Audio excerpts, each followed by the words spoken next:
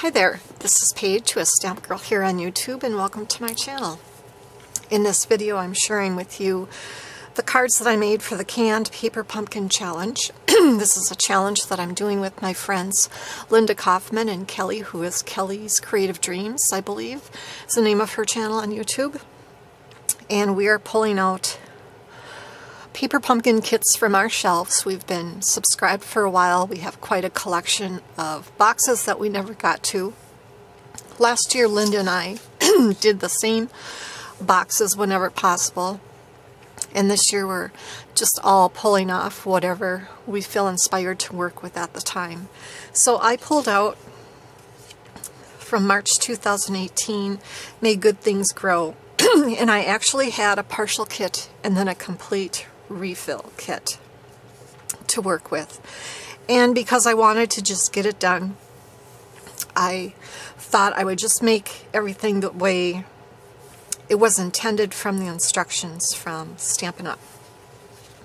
However, that didn't quite happen. But before I get to what I made, this is what I have left.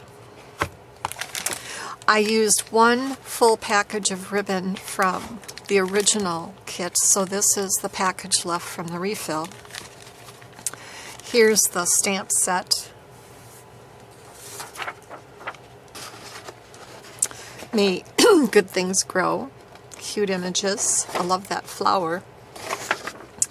And then, I'm not sure if these labels are from this kit or a different one, but they ended up in there.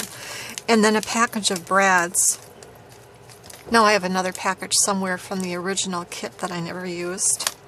And then I used all the linen thread from the first kit, and so this is what I have left from the refill. So I will get all of those parts and pieces put where I store extra bits from paper pumpkin kits. So, like I said, I was originally going to make the cards just as they show on the directions. But then I remembered I don't really care for the card bases that come in these kits. I like a sturdier, heftier card base. So what I did is I cut the card bases from the kits and just used them as a layer, and then used my own card bases. But what I did do for these and these is I did follow the layout and directions pretty much the same. So here are the green ones. So here's where I cut the card base to use as a layer.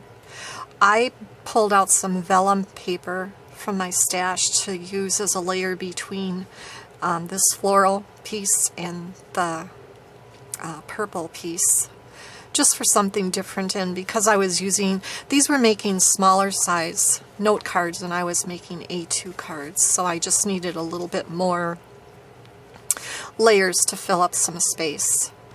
And then use the same sentiments and labels, designed it the same with the thread and the little border stickers, and then added some pearls. So I have quite a few of these. They're all the same. And for the insides, I just used some vanilla cardstock and a scrap of ribbon. And then for the pink ones, I did something very similar. I used a vanilla card base.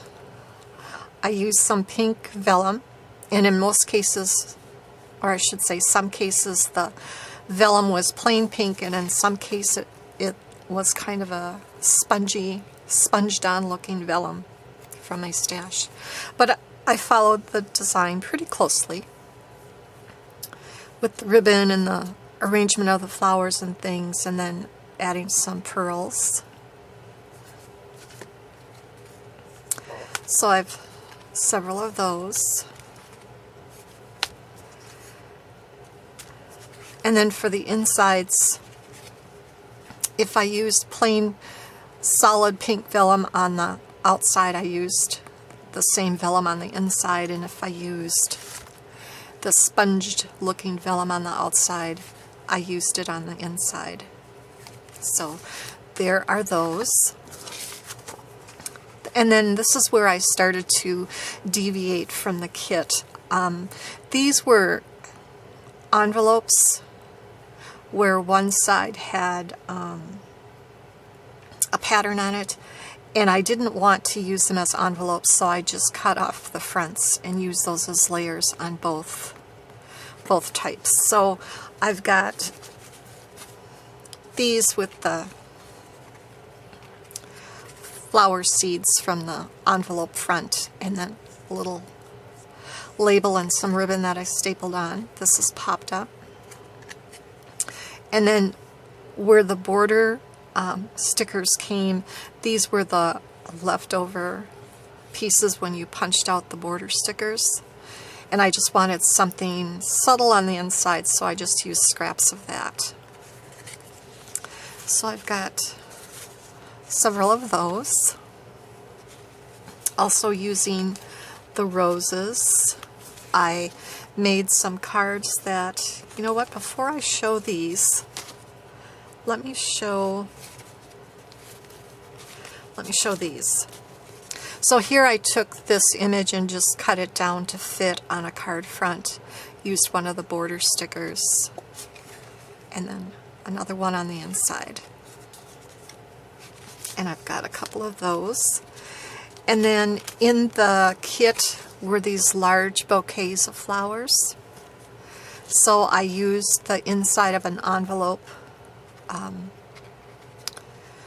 as my background paper and just popped this up with dimensionals, scattered some pearls around, used early espresso matte in the back, and then just repeated the colors on the inside. So I've got a couple of those. And then I had some more of the larger bouquets, so I made a 5x7 card. I used an embossing folder.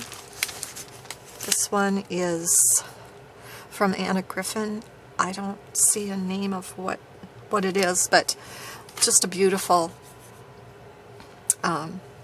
embossing folder. And what I actually did was I took one of the crumb cake note cards from the kit and opened it up and just embossed the whole piece. And then where the fold line was, I just added some ribbon going across. This is a large crosshatch oval die from Karen Burniston. And so that is that. And then these two pieces are the scalloped flaps from the envelopes. The inside was this pattern. So I've got a couple of those.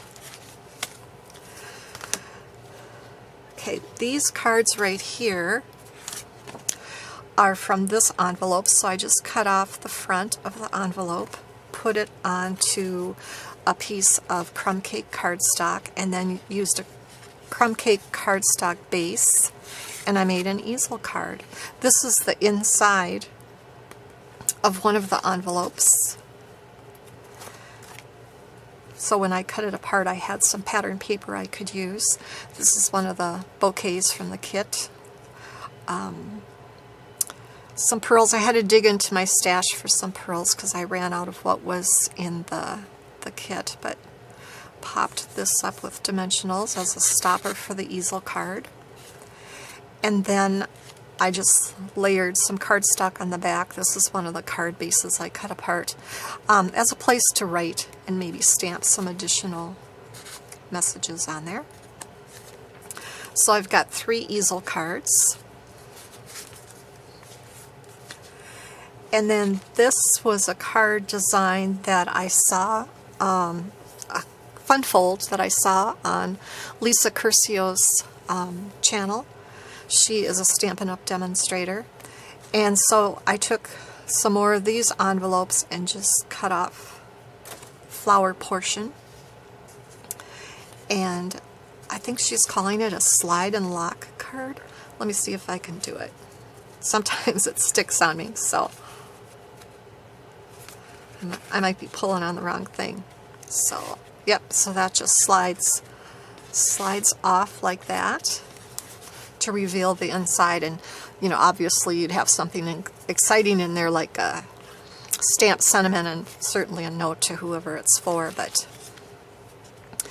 really easy to do. It's just 3 pieces of cardstock to match the image that you want to use. So this one happens to be 4 by 4. So you need 3 of those pieces. 2 of them you fold in half, you score and fold in half, and then you glue 1/2 to this back piece and the other half to your image panel. Do that on both sides with both of those folded pieces. And then you make a gatefold card. And then this just slides in those little tracks. And of course, being on camera, it's not going smoothly for me, but there you go.